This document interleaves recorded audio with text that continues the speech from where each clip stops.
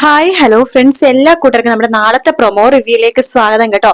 അങ്ങനെ സരയുവിനോട് മനോഹർ പറയുന്നുണ്ട്, നീ ഇമ്മാതിരി എന്നെ സംശയിക്കുകയാണെങ്കിൽ സരയു, ഞാനൊരു കാര്യം പറയാം. ഞാൻ ഇവിടെ നിന്ന് അങ്ങോട്ട് ഇറങ്ങിപ്പോകും. ഇറങ്ങിപ്പോയി കഴിയണ്ടല്ലോ, ഇനി മേലെ ഞാൻ ഈ വീട്ടിലേക്ക് തിരിച്ചു വരില്ല. ആ രീതിയിലായിരിക്കും എന്റെ ഇറങ്ങിപ്പോക്ക്. നീ ഓർത്തു വെച്ചോ എന്ന് പറയാണ്. സരയു കഥ കേട്ട് വലിയ കുലുക്കൊന്നുമില്ല കേട്ടോ. സരയു വീണ്ടും വീണ്ടും പറയാണ്, ആഹാ, അപ്പൊ ഞാൻ സംശയിച്ചാണ് കുഴപ്പം. മനുവേട്ടൻ എന്താ തെളിയിക്കാത്തത്? ഇത് പെണ്ണല്ല ആണാണെന്ന് എന്താ തെളിയിക്കാത്തത്? ശരി, ഞാൻ തെളിയിക്കാം. അങ്ങനെ തെളിയിച്ച് നീ ഇനി എന്നെ സംശയിക്കുകയാണെങ്കിൽ സരയു, ഞാൻ പറഞ്ഞ പോലെ തന്നെ ചെയ്യും. ഞാൻ ഇവിടെ നിന്ന് ഇറങ്ങിപ്പോകും. പിന്നെ ഒരിക്കലും നിനക്ക് എന്നെ കാണാൻ സാധിക്കില്ല എന്ന് പറഞ്ഞിട്ട് മനോഹർ അവിടുന്ന് പോവാണ്. മനോഹർ നിലത്തെത്തുമ്പോഴേക്കും ഷാരി അവിടെ ഉണ്ടാവും കേട്ടോ. ഷാരി ചോദിക്കണ്ടേ, എന്റെ മോള് നിന്റെ സംശയിക്കാൻ തുടങ്ങിയല്ലേ? നിങ്ങളുടെ മോളോ? അതിന് നിങ്ങളുടെ മോള് പ്രസവത്തിലേ പോയില്ലേ?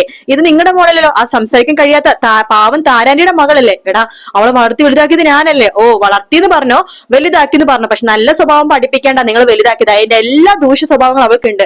ഇതുപോലത്തെ ഒരു അഹങ്കാരി പെണ്ണിനെ ഈ ജീവിതത്തിൽ എത്രയോ നാളെടുക്ക് ഞാൻ കണ്ടിട്ടില്ല എന്ന് പറയണം. എന്തെങ്കിലും ആവട്ടെ, നീ ഒരു കാര്യം ചെയ്യാവോ? നീ എങ്ങനെയെങ്കിലും അവളുടെ സംശയം ഒന്ന് മാറ്റാവോ? അല്ലെങ്കിൽ നീ പുറത്തു വിട്ട് തിരിച്ചു വരുമ്പോ എന്റെ മോള് ഫാനിൽ അങ്ങനെ കെട്ടിത്തൂങ്ങിയിരിക്കണത് എനിക്കും എന്റെ ഭർത്താവിനും കാണേണ്ടി വരും. ദേ, അങ്ങനെയാണെങ്കിൽ നിങ്ങളുടെ മുഖത്ത് മര്യാദക്ക് സംസാരിക്കാൻ വേണം. എല്ലാത്തിനും കാരണം നിങ്ങളും നിങ്ങളുടെ ഭർത്താവും തന്നെയാണ്. സമയം കിട്ടുമ്പോഴൊക്കെ എന്റെ കുറ്റവും കുറവും ഓരോന്നൊക്കെ നിങ്ങൾ അവൾക്ക് പറഞ്ഞു കൊടുക്കണേലേ. അപ്പൊ ഇങ്ങനെയൊക്കെ സംഭവിക്കും എന്ന് പറയാണ്. അപ്പോ ഷാരി പറയണ്ടേ, എടാ, എനിക്ക് നല്ല സംശയമുണ്ട്, എന്റെ മോളുടെ പണവും സ്വർണവും ഒക്കെ നീ കൊണ്ടുപോയിട്ടുണ്ടോന്ന്. അങ്ങനെ കൊണ്ടുപോയിട്ടുണ്ടെങ്കിൽ എന്താ തെറ്റ്? നിങ്ങളുടെ ഭർത്താവും കൂടി തരാന്ന് പറഞ്ഞ പൈസയുടെ 4 അംശം പോലില്ല അവളുടെ കയ്യിലുള്ള സ്വർണവും പണവും. അങ്ങനെ കൊണ്ടുപോയെങ്കിൽ കണക്കായി പോയി എന്ന് പറഞ്ഞിട്ട് മനോഹർ അവിടുന്ന് പോവുകയാണ്. പിന്നീട് കാണിക്കുന്നത് കാർത്തികേനെയാണ്. കാർത്തിക അമ്മയുടെ അടുത്തും താരേന്റെ അടുത്തും പറയുന്നുണ്ട്, അതെ, എന്റെ മുറിവൊന്ന് കരിഞ്ഞോട്ടെ, ഞാൻ ജയിലിലേക്ക് പോകുന്നുണ്ട് എന്റെ 2 ആങ്ങളമാരെ കാണാനായിട്ട്, ഗംഗപ്രസാദിനെ വിക്രത്തിനെ. എനിക്ക് 2 വർത്താനം അവരുടെ മുഖത്ത് നോക്കി പറയണം, എങ്കിൽ എനിക്ക് സമാധാനം കിട്ടൂ എന്നൊക്കെ പറഞ്ഞുകൊണ്ടിരിക്കെ തന്നെ പ്രകാശൻ അങ്ങനെ ഹോസ്പിറ്റലിൽ നിന്ന് ഡിസ്ചാർജ് ചെയ്യട്ടോ. പ്രകാശിന്റെ കാലിന് ശരിക്കും സ്വാധീനം ഇല്ലട്ടോ. ഇടത് കാലിന് വലത് കാലിൽ വെച്ചിട്ട് പമ്മിയാണ് പ്രകാശൻ നടക്കുന്നത്. കയ്യിലൊരു വടിയുണ്ട്.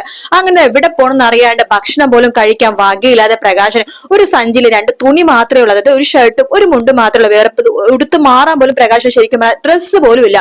അങ്ങനെ പ്രകാശന് ഊന്നുവടിയായിട്ട് റോട്ടിലൂടെ ഇങ്ങനെ പോയിക്കൊണ്ടിരിക്കുകയാണ്. ഒരു പിച്ചക്കാരൻ പോണ പോലെയാണ് പോണത്. ഒന്നും ഇല്ലാത്ത ഒരാൾ പോകത്തില്ലേ, അതുപോലെ ഭക്ഷണം പോലും കഴിക്കാതെ വെള്ളം കുടിക്കാൻ പറ്റാതെ ഇങ്ങനെ നടന്നു പോണ പ്രകാശിനെ കാണിച്ചിട്ടാണ് കേട്ടോ പ്രൊമോ തീരുന്നത്.